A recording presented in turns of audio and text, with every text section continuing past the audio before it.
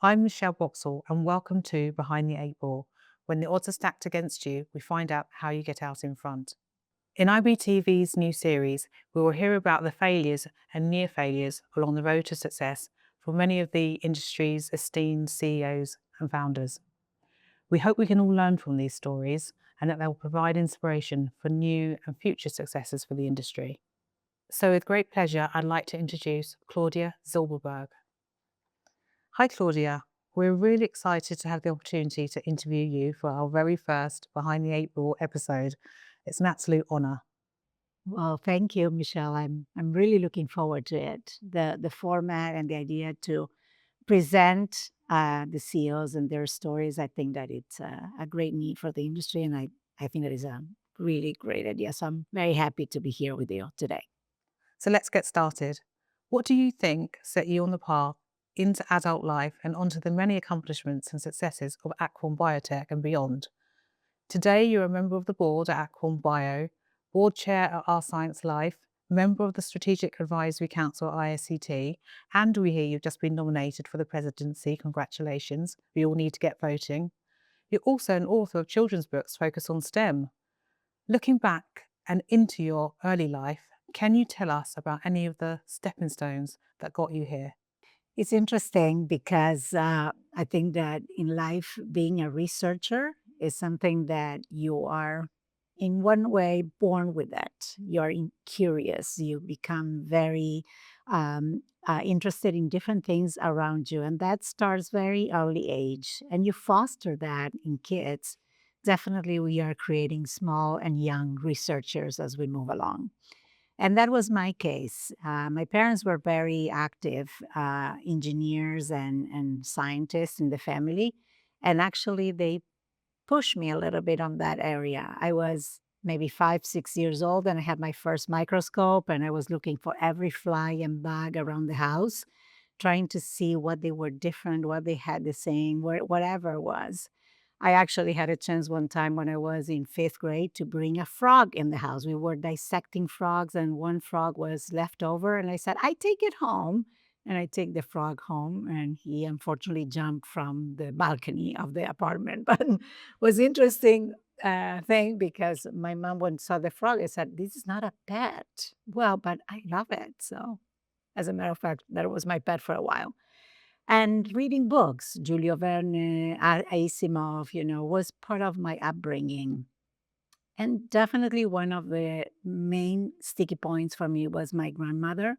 My grandmother was a surgeon dentist in the early 1920s in Argentina, was first woman dentist that was a surgeon as well at that time. And she was pretty much an innovator. She had her own office and she was very independent and but also very keen on beauty and aesthetics. So I had a little bit of, I think, two worlds with her, but she was my inspiration in many, many ways.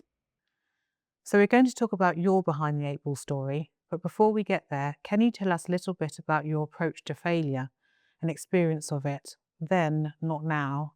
If you could go back in time in your mind, before your eight ball experience, were you afraid of failure? Were you indifferent? And maybe give us a date stamp on where you were in life. Failure is an interesting word. It's very negative from my point of view, but in a way reflects sometimes the thought of when things go sour.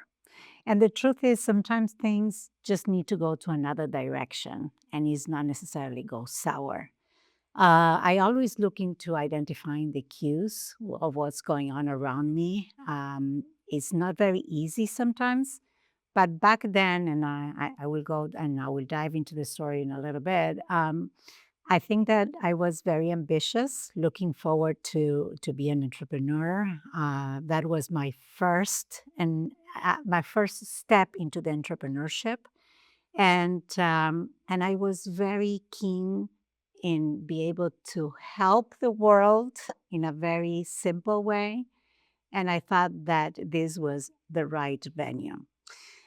As an immigrant woman, which I am as well, usually the answer for everything is no. So you get trained to everything is no, no. So actually knock 20 doors before one will say maybe.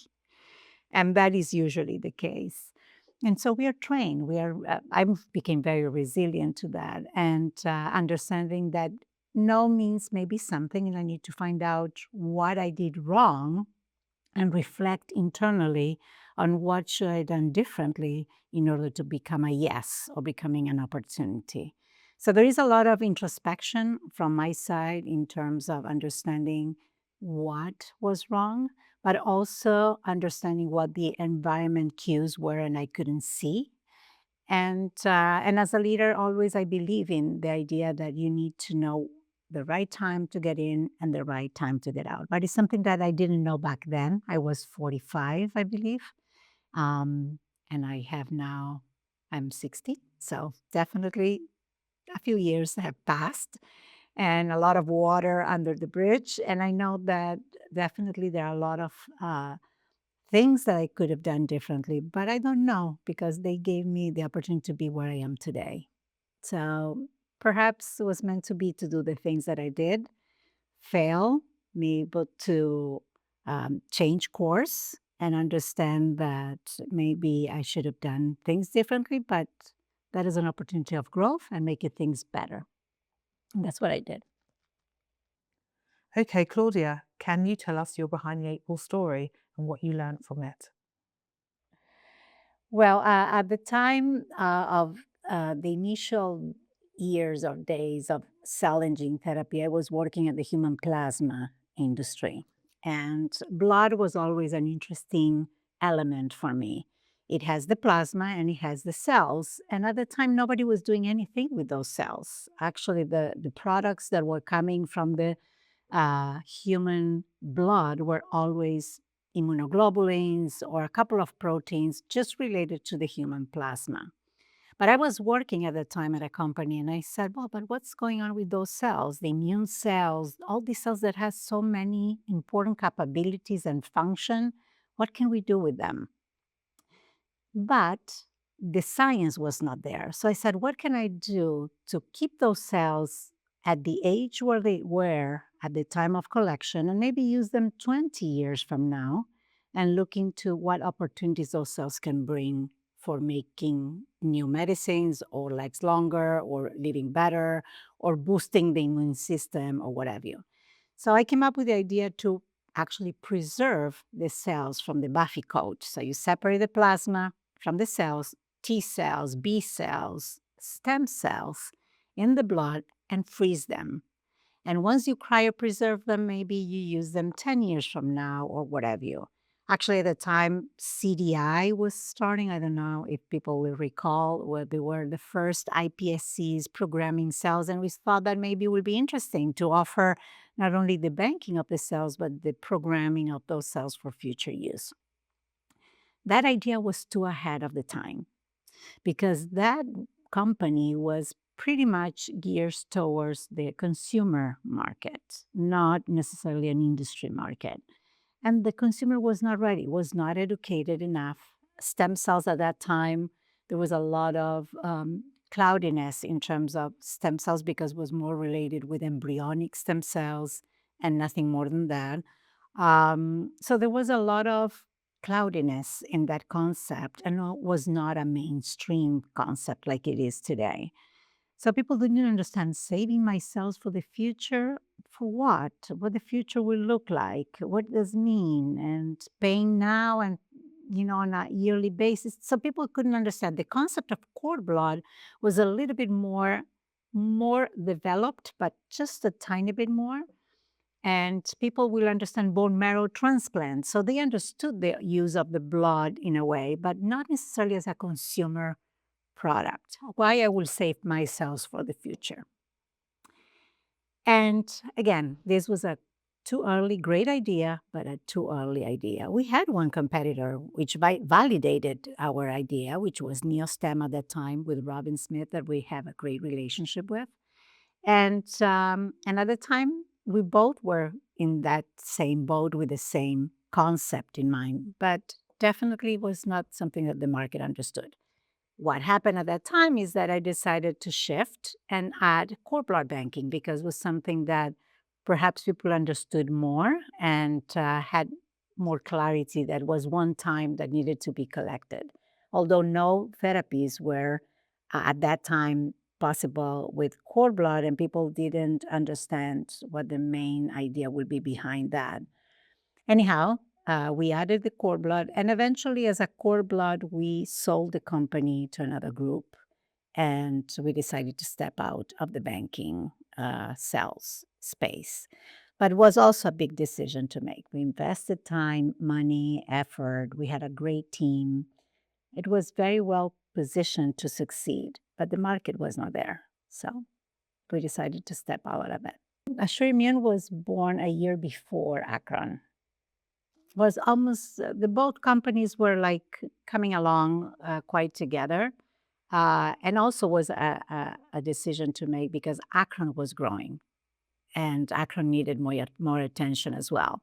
So instead of putting energy in two entities at the same time that they were growing, maybe it was time to let one go to focus on the other one, and that's what I decided to do. Yeah, it was a shift. The energy was shifted.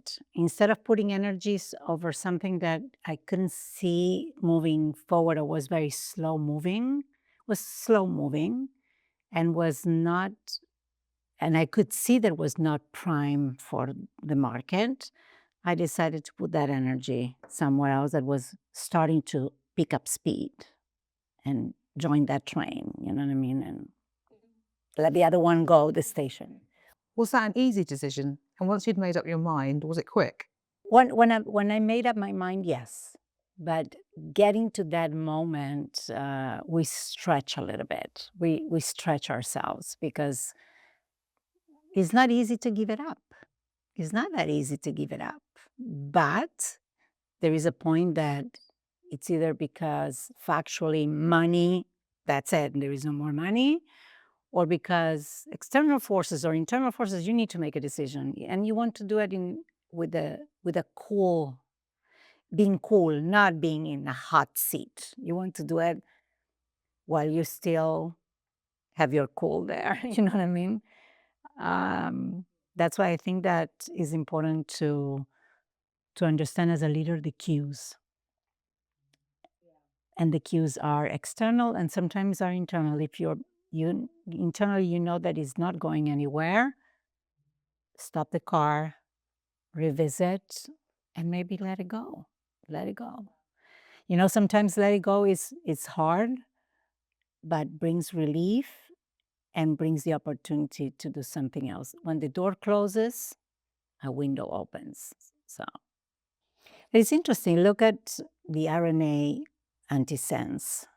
It was 1980s. Was not the right time, not the right market. The right people were doing the right research. It came COVID. COVID was the right situation with the right people at the right time. And when you align them, RNA kick off. But at that time, 1980s, was not moving anywhere, anywhere. That's why, many of these Nobel Prizes didn't have a chance to succeed at the time. They were all going to be kicked out of the universities because it was not the right time.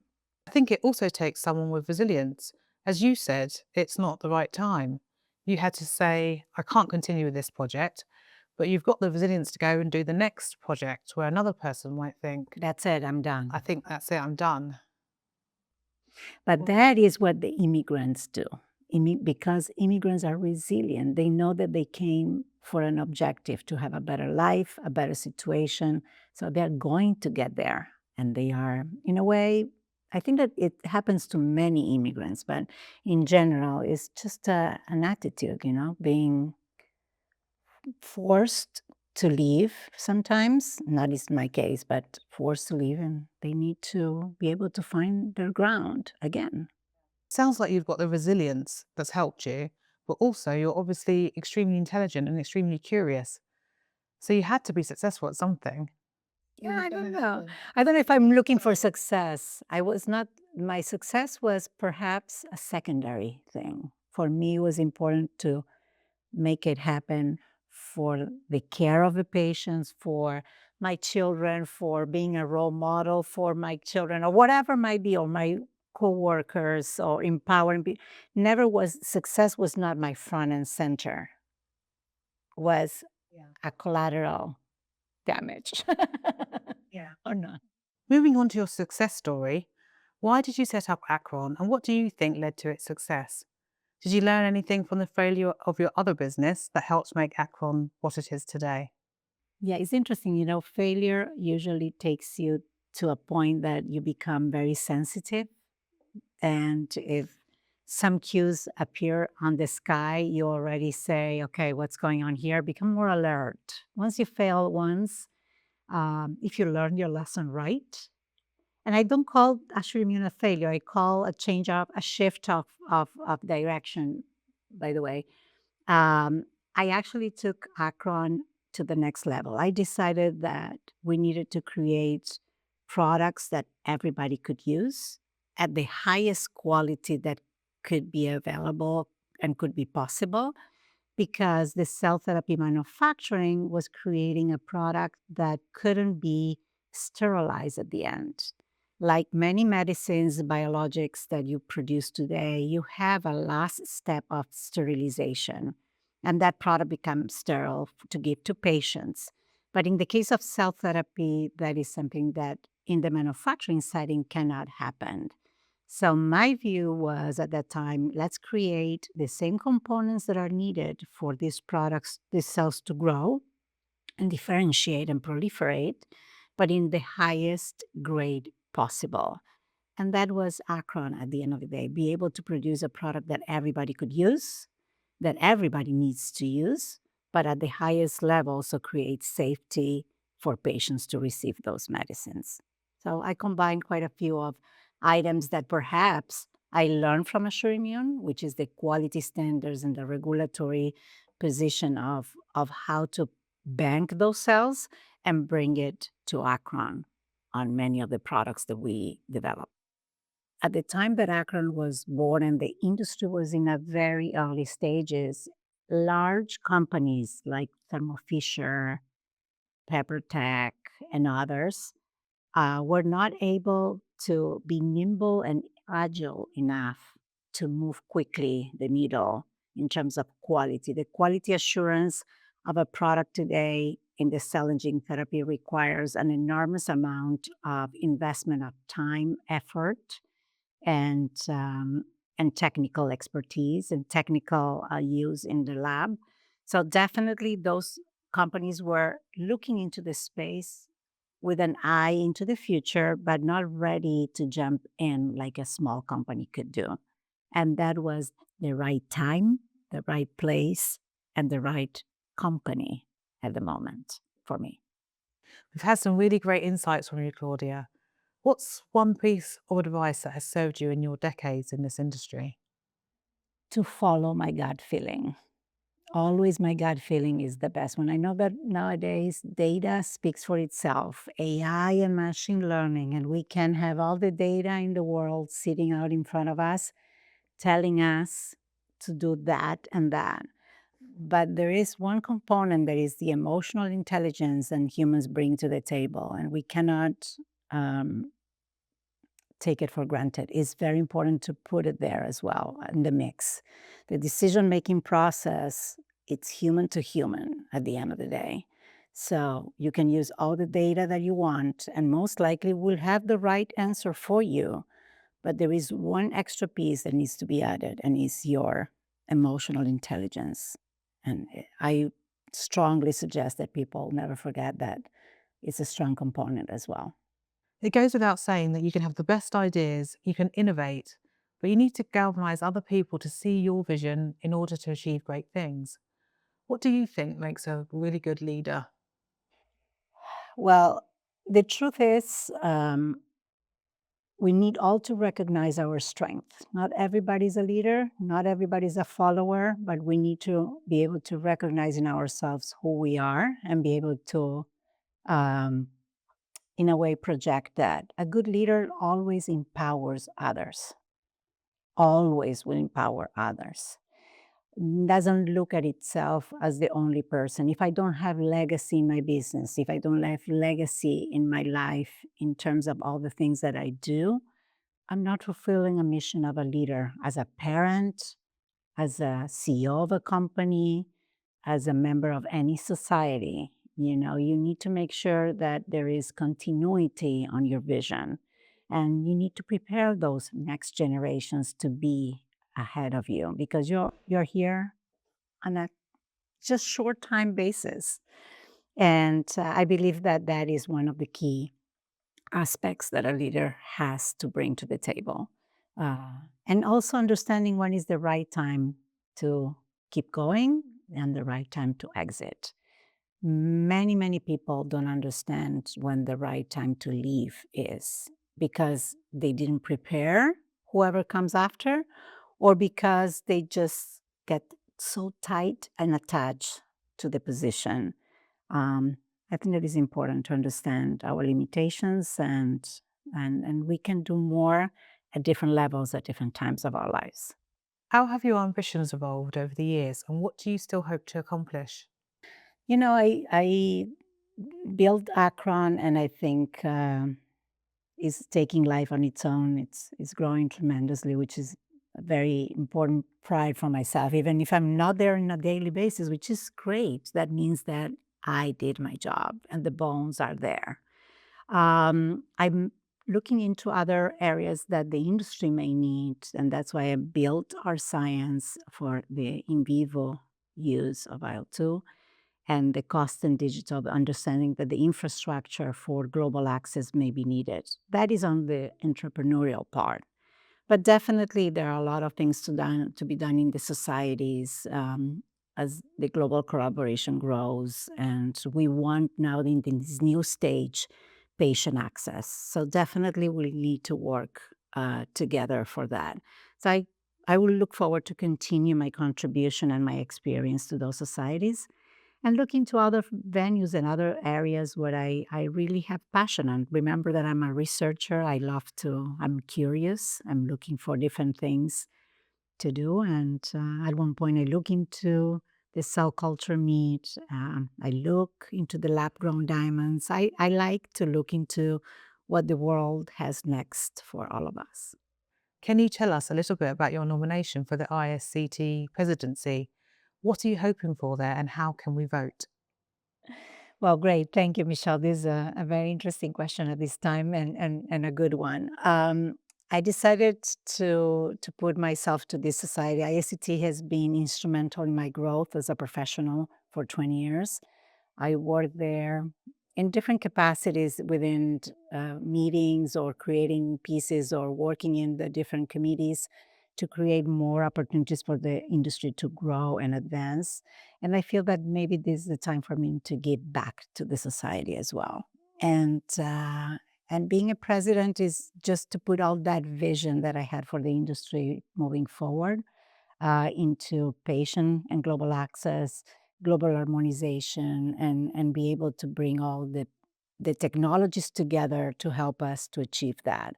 And I think that ISCT is quite positioned for that. Is one of the oldest societies in the space, very global, and capable to do that already, validated already in a way that can achieve very interesting goals.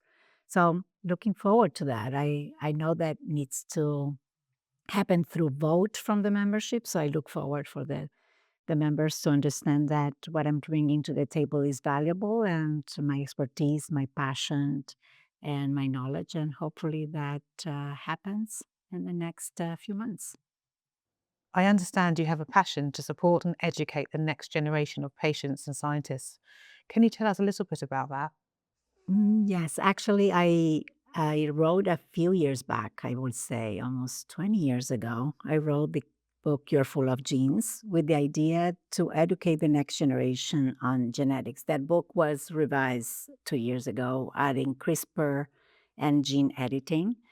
And the idea is to create the right next generation, as I said in the legacy part, of patients and scientists or at the end of the day, people that will receive this special and life-saving treatments in a way that they understand. Nowadays, patients are more educated than ever. And so having the opportunity to learn about what the gene modified therapies can bring to them, it's quite important. So I think the book fulfills a little bit of that. And because the education component is part of, for me, of the living the legacy, workforce development and workforce curricula was one of the areas that I also been very active in the last few years, trying to help the next generation to be well trained for what is coming. Claudia, I could listen to you all day, but unfortunately, we're out of time. I certainly think you're a success story, no matter what your thoughts. Thank you so much for agreeing to be our very first Behind the Eight Ball interviewee. I can't tell you how much it's appreciated. I'm sure everyone will enjoy listening to your story. That's it for this episode. Please join us for the next, which we'll be bringing you very soon. Thanks for watching. Please like and subscribe, and we'll see you next time.